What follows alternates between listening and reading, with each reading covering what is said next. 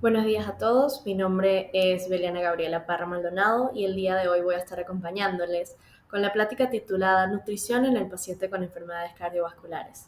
Para mí es un honor ser parte del grupo de ponentes el día de hoy y a pesar de la distancia es un placer para mí celebrar el aniversario de la Clínica Sucario y aportar al grupo de médicos un poco más de lo que es el manejo nutricional ante las enfermedades cardiovasculares y sobre todo la importancia que esto representa sobre el tratamiento y la evolución de los pacientes.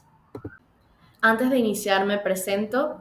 Soy nutrióloga egresada de la Universidad Anáhuac Cancún. Anteriormente tuve el gusto de estudiar y formar parte de la Escuela de Nutrición de la Universidad de los Andes, ULA Mérida, pero por motivos de mi crecimiento y mi formación profesional decidí venir a estudiar a México y culminar mis estudios en la Universidad de Anáhuac Cancún, y actualmente soy pasante del servicio social de mi último año de la carrera dentro del Departamento de Endocrinología y Metabolismo de Lípidos del Instituto Nacional de Ciencias Médicas y Nutrición Salvador Subirán de la Ciudad de México. Parte de mi formación académica se ha basado mucho en el manejo de la nutrición clínica, así como también servicios de alimentos, manejos de la calidad y inocuidad de alimentos, educación y promoción de la salud y sobre todo un tratamiento integral y un enfoque integral de la nutrición más allá de una simple dieta, enfocado en el bienestar de cada uno de los pacientes y sus necesidades especiales. Ahora, ¿cuál es el rol de la nutrición en el manejo de las enfermedades cardiovasculares y ante el manejo de cualquier patología como tal? Sabemos que pues, el tratamiento nutricional forma parte de esta piedra angular y un coayudante en el tratamiento médico, siguiendo siempre unas estrategias específicas para cada patología y para cada etapa de vida. Principalmente, la nutrición se basa en tres ejes fundamentales, lo que es la educación, lo que es la prevención y el tratamiento. A través de la educación en modificación de hábitos, en elecciones saludables y adecuadas, sobre todo en el tema de qué tipo de alimentos para cada patología, en la prevención de complicaciones, en la prevención de futuras patologías que puedan afectar el estado de salud de la persona y el tratamiento cuando hay patologías persistentes. Entonces, no es simplemente una reducción de peso. Aquí ya estamos hablando de un rol integral y fundamental para mantener el estado de salud de cualquier persona, porque al final lo que necesitamos y de las formas en que se pueden prevenir cualquier tipo de enfermedades es a través de la alimentación y nuestros hábitos diarios. Y eso es básicamente lo que se promueve a través de la nutrición y nuestro rol como nutriólogos nutricionistas. El estado nutricio a lo largo del ciclo de la vida va a cambiar dependiendo de cada una de las necesidades de los individuos y hay factores que van a modificarlos, como pueden ser el factor social, que es el estilo de vida, la familia, la alimentación, la actividad física, los recursos y el acceso y la disponibilidad a alimentos adecuados, saludables y apropiados. La genética. Sabemos actualmente que el factor genético es importantísimo en el desarrollo no de enfermedades. De por sí hay un área de la nutrición que se conoce como nutrigenómica y nutrigenética, que ya va a analizar cómo a través de la alimentación y factores ambientales se pueden expresar o no genes. Conocemos inclusive que hay cierta predisposición a la aparición de enfermedades cuando hay un factor genético que antecede. También tenemos el ambiente y la biología, donde conocemos que a pesar de venir sin factores de riesgo, una exposición ambiental a por lo menos alimentos altos en hidratos de carbono o alimentos ultraprocesados o factores tóxicos o todo lo que es el acceso y disponibilidad de alimentos, etapas de desarrollo crítica, puede afectar también el estado nutricio y el estado de salud de un individuo. Entonces, no es simplemente un solo factor que interactúa, estamos hablando de un conjunto. Y mientras más global sea la visión de cuál es como el ciclo de la enfermedad, la historia natural de la enfermedad, pues mejor va a ser el tratamiento a través de la prevención. Antes de iniciar con el tema de los factores de riesgo para las enfermedades cardiovasculares, quise presentarles aquellos conceptos que vamos a ver a lo largo de toda la presentación, como para que no hayan dudas y estemos todos en el mismo canal. Vamos a hablar sobre los hidratos de carbono. Conocemos que son la fuente principal de energía. Adentrándonos en el tema de los factores de riesgo para la enfermedad cardiovascular, podemos mencionar que se encuentra la hipertensión arterial, las dislipidemias, diabetes, sobrepeso, obesidad y el síndrome metabólico. Otros factores que son muy importantes y afectan pueden ser la edad, el sedentarismo, que es el no hacer actividad física, el consumo de tabaco y el consumo de alimento ultraprocesado, porque sabemos que son alimentos. Con respecto a la hipertensión arterial, tenemos que tener presente que hay factores de riesgo que pueden ser modificados a través de la alimentación, que puede ser un IMC elevado, donde puede haber sobrepeso u obesidad. Sobrepeso se puede clasificar con un IMC entre 25 y 29.9 y obesidad mayor a 30. Hiperglucemias y el consumo de alcohol, asimismo como el consumo de tabaco, que lo podemos haber visto en las presentaciones anteriores, son como factores comunes que pueden presentarse en cada una de las patologías que vamos a ver el día de hoy. El tratamiento no farmacológico que se aborda en el control de la hipertensión como coayudante del tratamiento farmacológico va a ser la alimentación. La alimentación, y aquí coloco la palabra CESIVA, porque es la abreviatura de lo que puede ser una alimentación completa, equilibrada, suficiente, inocua, variada y adecuada. ¿Esto qué quiere decir? Que sea una alimentación que sea individual, con suficiente aporte de nutrimentos, que no cause efectos contraproducentes en la salud de su consumidor, que sea adecuada a sus gustos, costumbres, poder adquisitivo, conocimientos, etc. Entonces es un término bastante complejo que nos habla no solamente en un alimento que pueda estar en un plato, sino es todo lo que ese alimento puede afectar o no el estado nutricional de una persona. Practicar actividad física. Sabemos que el sedentarismo es contraproducente, que el no mover el cuerpo genera atrofia.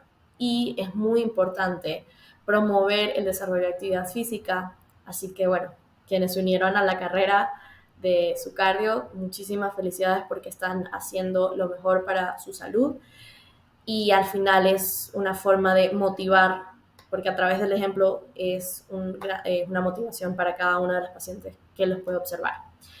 Abandonar el consumo de tabaco, sabemos que crea mayor aumento en la hipertensión arterial, y evitar el consumo de alcohol, o por lo menos hacerlo lo más esporádico posible en concentraciones moderadas. Entonces, todo esto, si sabemos que tenemos factores de riesgo que pueden modificarse con alimentación y tratamiento farmacológico, nos lleva a la modificación de hábitos. Esto es el principal objetivo, esta es como la llave para mejorar. Modificación de hábitos y crear conciencia a través de la educación. Aquí coloco 5 recomendaciones que se pueden llevar a cabo a través de la educación y que se pueden llevar en la consulta con el paciente, que es la reducción del consumo de sodio. Estamos hablando de un consumo menor de 2.300 miligramos de sodio por día o menos de 5 gramos de sal al día. Aquí quisiera comentar por lo menos que sobre todo la sal del Himalaya, se ha utilizado mucho como sustituto de la sal. Aquí el tema es que por lo menos la sal del Himalaya puede llegar a tener menos concentraciones de sodio, pero no tiene la suficiente cantidad de yodo que se necesita para mantener la salud. Entonces, es preferible decirle al paciente que consuma menos cantidad de sal en sus preparaciones para irse habituando al sabor o condimentar con otro tipo de especies. Hay en Latinoamérica y sobre todo en Venezuela tenemos un montón de condimentos que le aportan olor, color y sabor único a cada una de las preparaciones. Entonces, más bien motivar a que se utilicen este tipo de productos antes de por lo menos usar sal baja en sodio, que luego no es tan fácil de conseguir y tienen precios bastante elevados. Hidratos de carbono complejos o carbohidratos complejos. Son básicamente todo lo que conocemos como frutas, cereales integrales, leguminosas, verduras, hortalizas. ¿Por qué? Porque al final son alimentos en donde tienen cáscaras, tienen más mezclas de semillas y granos enteros. Ya sabemos que esto aporta fibra y la fibra, como vimos anteriormente, pues ayuda a reducir colesterol, triglicéridos, aumenta HDL, etc. Aquí está la fibra dietética con un consumo diario de entre 25 a 30 gramos por día. El cálculo de la fibra pues, se puede hacer a través de un plan de alimentación, pero aquí lo general y lo importante es promover el consumo de hidratos de carbono complejo, porque a través de ellos se obtiene la fibra. Actividad física, al menos 30 minutos de ejercicios ligeros dinámicos de tipo aeróbico.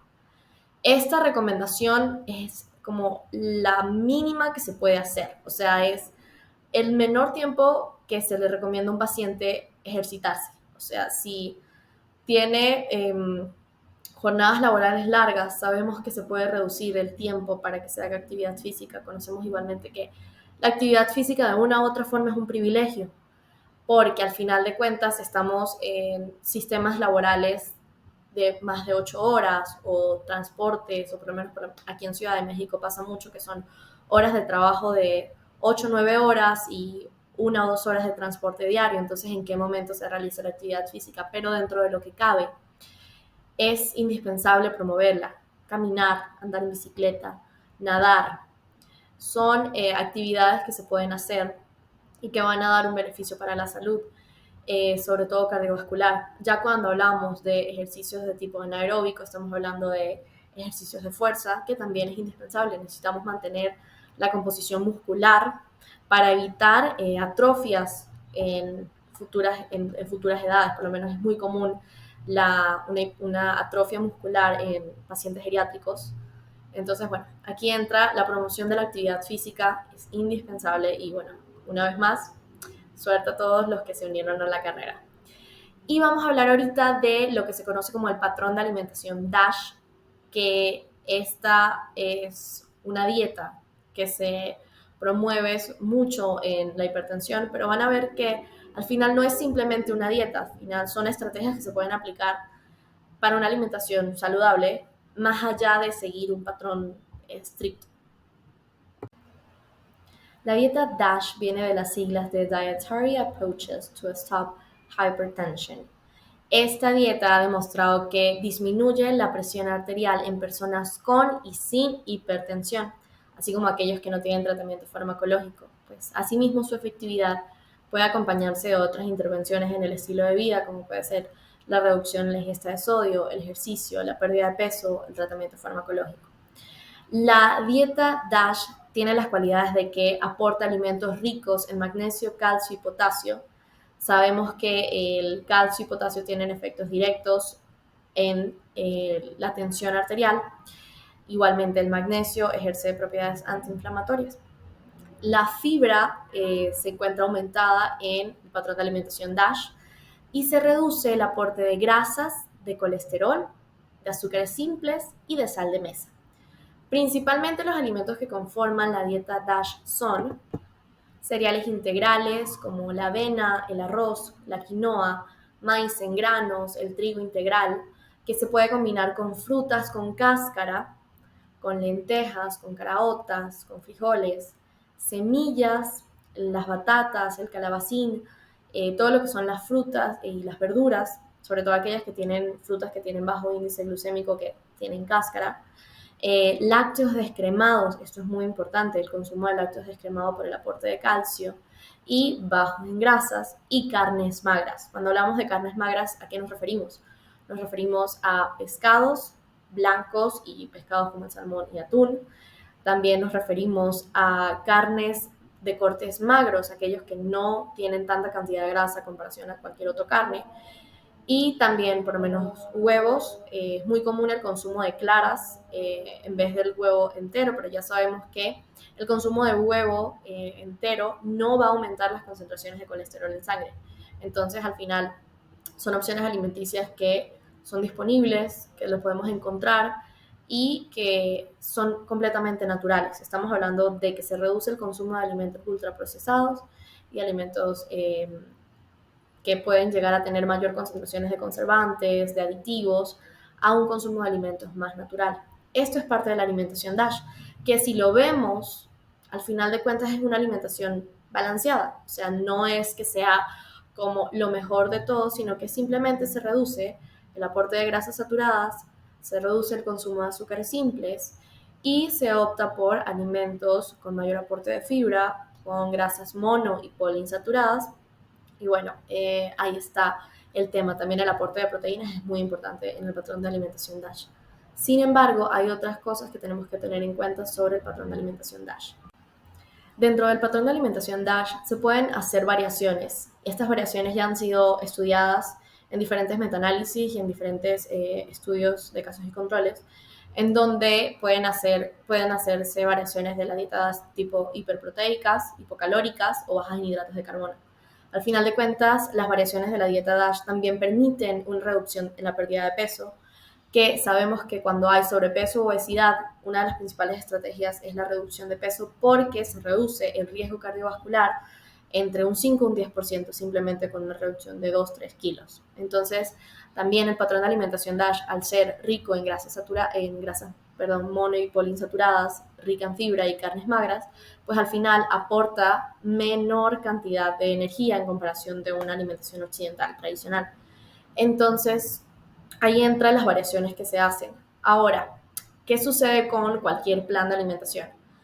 No es para todo el mundo, hay restricciones, entra la gran palabra que utilizamos en nutrición que es depende. Depende de factores ambientales, sociales y también si el paciente no puede llevarlo a cabo. Por lo menos aquí hay una contraindicación que está muy presente, que el patrón de alimentación DASH no es aconsejable para personas con enfermedad renal terminal por las altas concentraciones de potasio y fósforo que pueden haber en cada uno de los alimentos. Sabemos que el fósforo y el potasio se encuentran en la mayor cantidad de leguminosas, de frutas, de verduras, en ciertos productos lácteos. Entonces, no es recomendable para un paciente que ya se encuentra en terapia renal sustitutiva, como puede ser diálisis o hemodiálisis, o que ya su tasa de filtrado glomerular se encuentre reducida porque estamos predisponiendo al daño en renal. Entonces, aquí esto es muy importante, evaluar cada uno de los factores que pueden o no limitar la aplicación de cualquier plan de alimentación. Entonces, pues bueno, aquí estamos hablando del tema. La alimentación no es para todo el mundo y aquí entra que tiene que ser individualizada, tomando en cuenta cada uno de los factores que pueden influir dentro del entorno del paciente. Cuando hablamos del manejo nutricional de la diabetes, tenemos que recordar que la diabetes se presenta por una resistencia a la insulina, con hiperinsulinemia y la hiperglucemia crónica, que se van a asociar directamente con el daño microvascular y la enfermedad cardiovascular aterosclerótica. Dentro de los objetivos del manejo nutricional para la diabetes está el promover los patrones de alimentación saludables para mantener objetivos, que puede ser tanto peso, glucemia, concentraciones de lípidos, prevenir o retrasar las complicaciones. Individualizar el tratamiento nutricional. En esto se hace mucho énfasis porque al final, como ya hemos visto, cada alimentación tiene que estar enfocada a las necesidades y a las patologías que se van a tratar. Ofrecer al paciente diabético herramientas prácticas para la planificación diaria de sus comidas, en vez de simplemente hacer una restricción de alimentos, que sean estrategias que se puedan llevar a mediano y largo plazo, porque al final es una enfermedad crónica que necesita su atención continua. Mantener el gusto por los alimentos, integrar una terapia nutricional con actividad física y el tratamiento farmacológico y proporcionar herramientas educativas. Manejo nutricional de la diabetes. Con respecto al balance energético, sabemos que el balance energético se relaciona a la cantidad de kilocalorías que necesita el cuerpo para mantenerse a lo largo del día. Cuando hay un aumento en el consumo de estas kilocalorías, hay un aumento de peso. Cuando hay una reducción entre las calorías que el cuerpo necesita y las que consume diariamente, hay una reducción en el peso. Entonces, la reducción de peso para pacientes que tienen sobrepeso u obesidad en diabetes tipo 2 representa una mejora en los valores bioquímicos de hemoglobina glucosilada y glucosa. Con respecto a los nutrientes, se tiene que buscar un aporte completo de los nutrimentos indispensables para el mantenimiento de la salud. Con los hidratos de carbono se recomienda una reducción en el consumo de hidratos de carbono, sobre todo aquellos simples que aportan mayor cantidad de azúcares, y aumentar el aporte de hidratos de carbono complejos, que son altos en fibra y son mínimamente procesados. Se tiene que evitar y sustituir evitar o sustituir el consumo de bebidas endulzadas, aumentar el consumo de agua simple, bebidas bajas en calorías o aquellas que son sin calorías, sobre todo el consumo de agua simple. Luego se ha visto que los edulcorantes artificiales, como pueden tener beneficios, luego son contraproducentes cuando su consumo es tan habitual. Consumir alimentos de bajo índice glucémico, sobre todo aquellos que son parte de verduras, frutas con cáscaras, cereales integrales.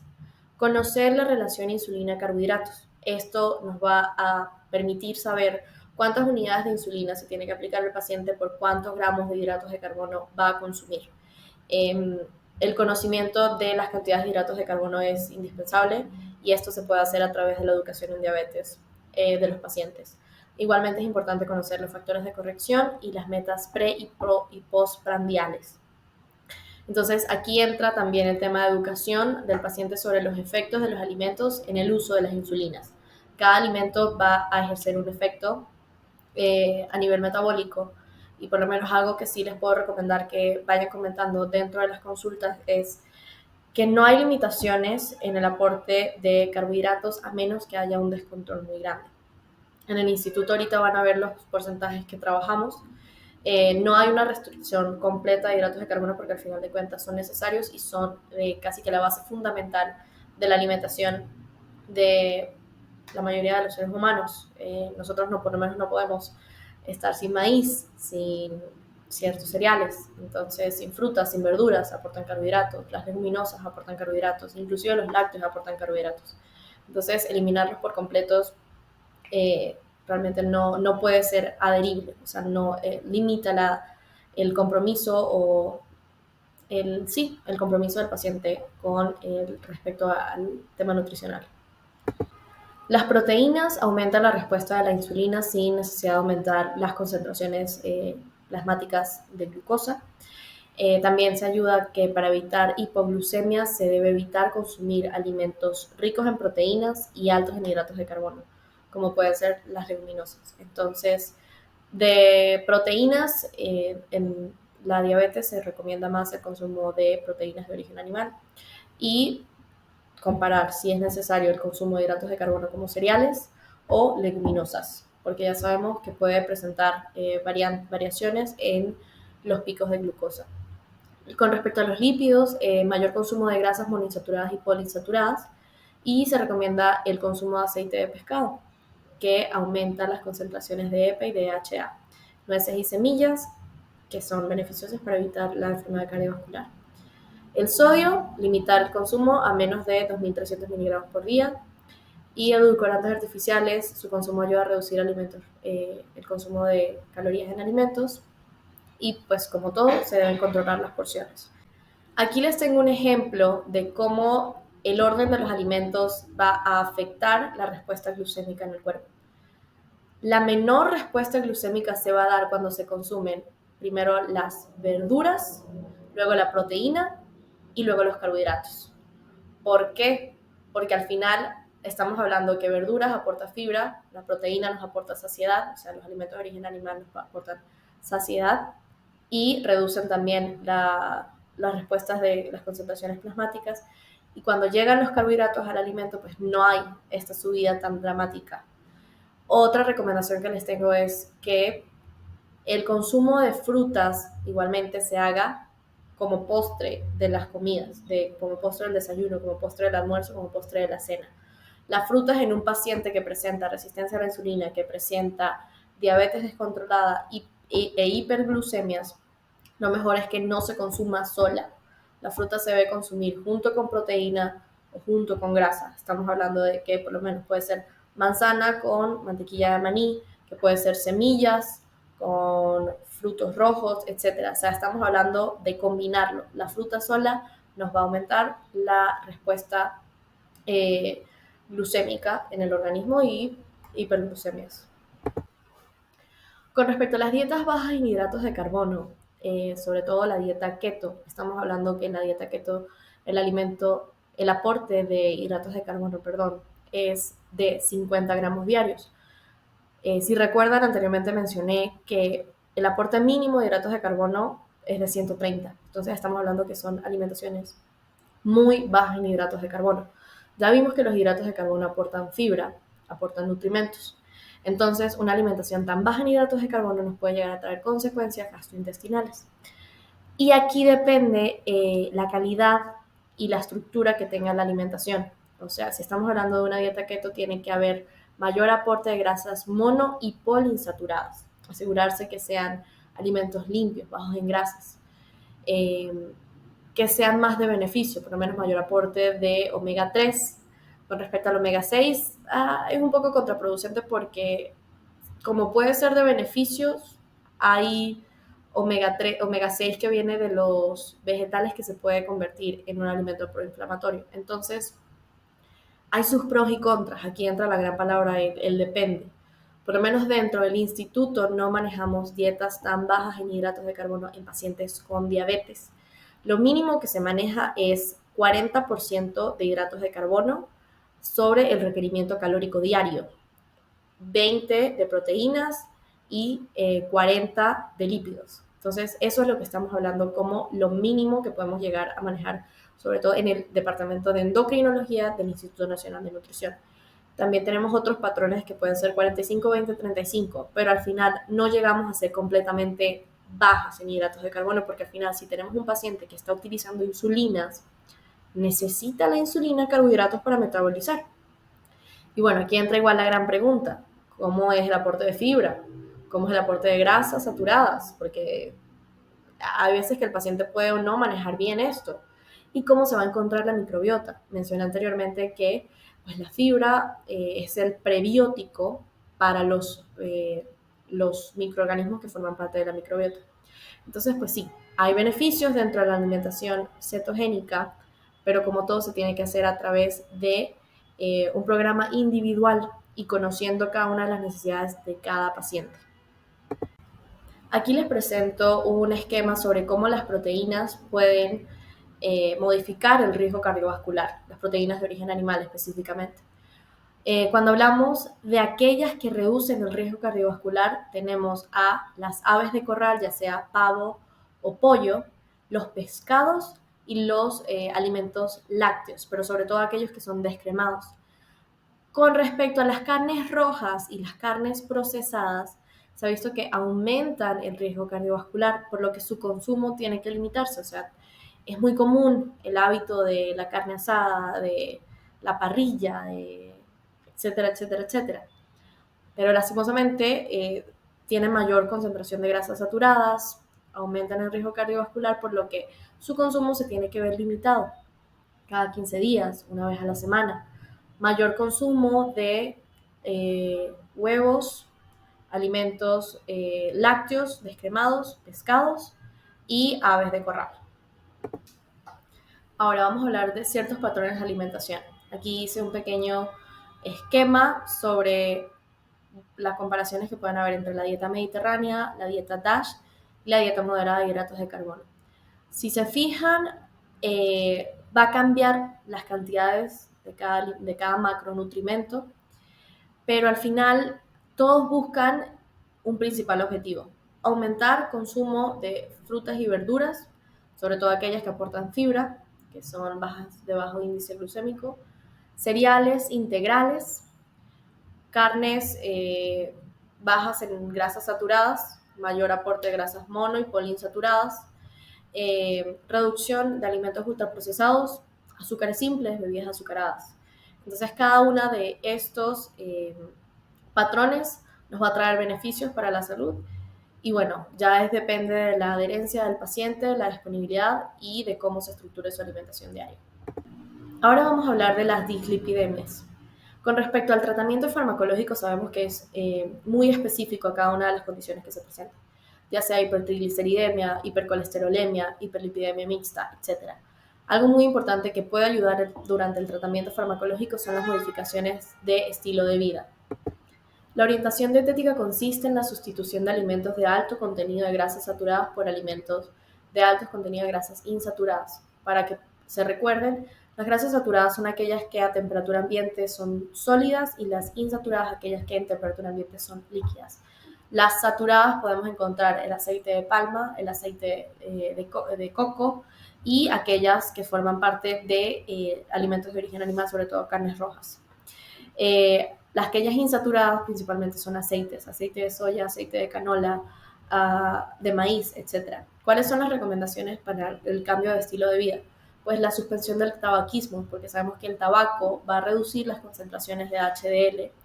La suspensión del alcohol, reducir su consumo ayuda a la reducción de triglicéridos séricos y con valores de triglicéridos mayores a 1000 miligramos sobre decilitro se debe suspender el consumo de alcohol completamente por el riesgo de pancreatitis aguda que se presenta. Y pues alcanzar un peso saludable. Por cada kilogramo disminuido se reduce el colesterol total 2 miligramos sobre decilitros, colesterol LDL 0.7, triglicéridos 1.5 y HDL aumenta 0.3. Entonces ahí entra. Cualquier sea de los patrones de alimentación, las recomendaciones casi que son las mismas, pero es la educación lo que va a ser parte, no solamente el fármaco, no solamente la polifarmacia que se puede tomar el paciente, sino cómo su día a día va a estructurar su alimentación. Un tema que nos habla de los principales efectos metabólicos de los ácidos grasos, en donde sobre todo el omega 3, el ácido graso oleico y el butirato mejoran los parámetros inflamatorios, o sea, reducen la inflamación, mejoran el metabolismo de los lípidos, la respuesta preventiva cardiovascular, reducen la obesidad, reducen el cáncer, diabetes, entre otras. Entonces el aporte de este tipo de ácidos grasos es de beneficio en comparación con el ácido omega 6. Ahora sí, en conclusión, todos los caminos llegan a Roma. Si se dieran cuenta, las recomendaciones para cada una de las patologías son casi similares. O sea, va a variar el tratamiento farmacológico, va a variar las dosis, va a variar el apego a los fármacos, pero con respecto a la alimentación es una misma. Estamos hablando de la modificación de hábitos, estamos hablando de hábitos que puedan ser sostenibles durante el tiempo, no estamos hablando de restricciones alimenticias absurdas ni locas, sino estamos hablando de la sustitución, estamos hablando de mayor aporte de alimentos ricos en nutrientes que aporten beneficios, en fibras, en minerales, en antioxidantes, etcétera, etcétera, etcétera. Actividad física, el movimiento, el cuidar la masa muscular, el cuidar el corazón, todo esto va a depender de los hábitos que se realicen de hoy en adelante. Dentro de la consulta es muy importante la educación y sobre todo el enseñarle a los pacientes que sí pueden. O sea, no es simplemente el tema de que, ok, ya tienes esta patología, estás condenado para toda tu vida. No, tú puedes tener el control de tu enfermedad y a través de una conciencia y de un apoyo multidisciplinario, la salud de los pacientes puede verse mejorada exponencialmente. Entonces, pues bueno, sí, todos los caminos llevan a Roma. No estamos hablando de restricciones, estamos hablando de patrones de alimentaciones sostenibles, sustentables y que pueden mejorar la salud de todos. Ya para finalizar mi presentación les dejo algunos recursos de interés, unas lecturas sugeridas sobre el manejo nutricional de ciertas enfermedades sobre las que les hablé el día de hoy. Y también quería hacerles mención de que hace aproximadamente 15 días fui a la presentación de un laboratorio mexicano llamado Silanes, el cual sacó al mercado una presentación de atorvastatina con fenofibrato. Este medicamento asociado directamente al tratamiento de dislipidemias mixtas, hipertrigliceridemia, etc. Y pues bueno, se me hizo interesante compartírselos. Sé que se maneja cada uno de estos fármacos dependiendo de la patología. Aquí básicamente lo que están buscando es reducir la polifarmacia, reducir la toma de tantos medicamentos al juntarlos con uno solo. Entonces, también está la referencia de este fármaco y les invito a conocer un poco más de cómo puede haber un beneficio al combinarlos. Eso ha sido todo por mi parte. De verdad estoy muy agradecida por su atención, por el espacio y por estar aquí presentes. Muchísimas gracias. Dejo a sus órdenes mis contactos, mis correos electrónicos, mi página de Instagram, donde con todo gusto estoy a la orden para apoyarlos con el manejo nutricional de sus pacientes. Muchísimas gracias y que tengan un excelente día.